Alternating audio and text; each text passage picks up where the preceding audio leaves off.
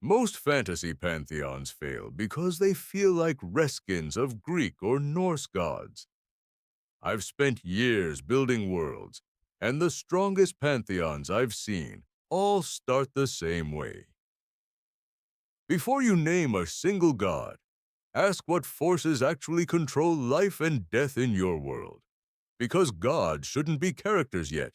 They should be explanations for how your universe functions. Think about what your people fear most. Storms, darkness, memory, time. Those fears become the foundation, not powerful beings, but forces that eventually take shape. If you build from fear and function first, your pantheon will feel like it grew from the world itself. And that's when readers stop seeing copies and start seeing something they've never encountered before. A pantheon isn't a list of gods, it's a kingdom. I've been building fantasy worlds for years, and this is what most creators get wrong. Your gods need allies, rivals, and forbidden relationships. But here's what makes it work. Divine rules create consequences. Gods can't kill each other directly, so they manipulate mortals instead. When harvest fails, it's divine disagreement.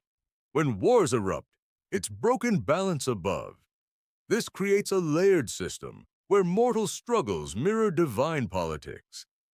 Now your pantheon becomes a living ecosystem, not just mythology. Now we reach the final stage where gods become shaped by belief itself. A pantheon is not complete until worship changes how gods exist. In many fantasy worlds, gods are literally formed by human devotion. This means mortals are not just followers, but creators of divinity. That idea alone can completely transform your world-building direction. Worship becomes a force as powerful as magic or destiny itself. Temples are not just buildings, but engines of divine influence. Rituals are not tradition alone, but methods of shaping reality. Every prayer strengthens or weakens a god depending on belief systems. That creates a constant struggle for divine survival among gods. Now gods are no longer static beings, but evolving entities. Their personalities may shift depending on cultural interpretation over time. A god of justice in one era may become vengeance in another. This evolution makes your pantheon feel alive and historically deep. Religious texts should never be fully reliable or consistent across regions. Contradictions in scripture create mystery and philosophical tension in world. That tension encourages debate, interpretation, and ideological conflict among followers. Now consider sacred laws that govern how worship actually functions. Some gods may forbid their names from being spoken directly aloud. Others may require sacrifice, memory, or emotional devotion instead of prayer. These unique rules make each religion feel distinct and meaningful. Worship should always come with cost, whether physical, emotional, or spiritual. That cost prevents gods from becoming simple, background world elements.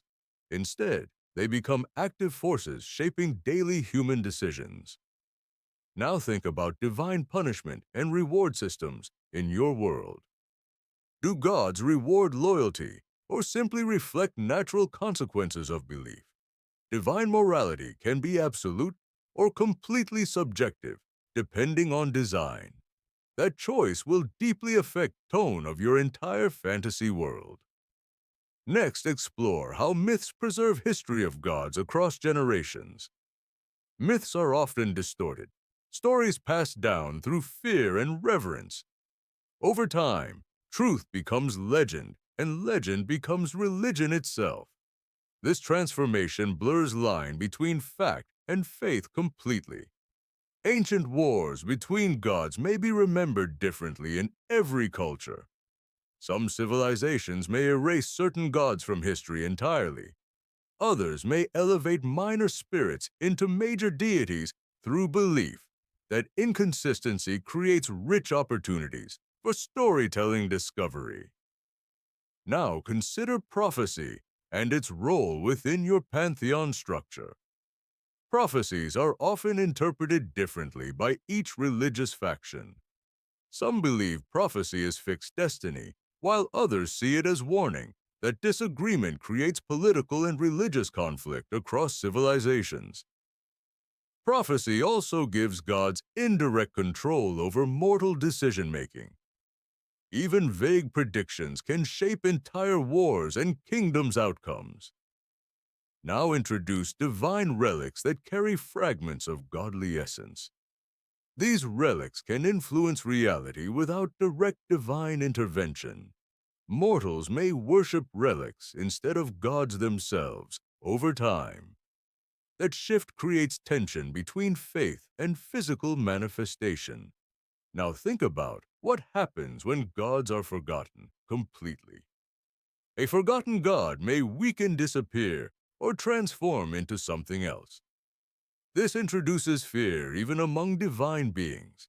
In your world, gods must therefore actively maintain relevance in mortal consciousness. That creates a cycle of attention, worship, and myth reinforcement. Your pantheon now behaves like a living ecosystem of belief. Every action in mortal world echoes upward into divine realm. Every divine change echoes downward into mortal civilizations. This creates a perfect feedback loop between humans and gods. At this point, your pantheon is no longer background lore. It becomes central engine driving your entire fantasy.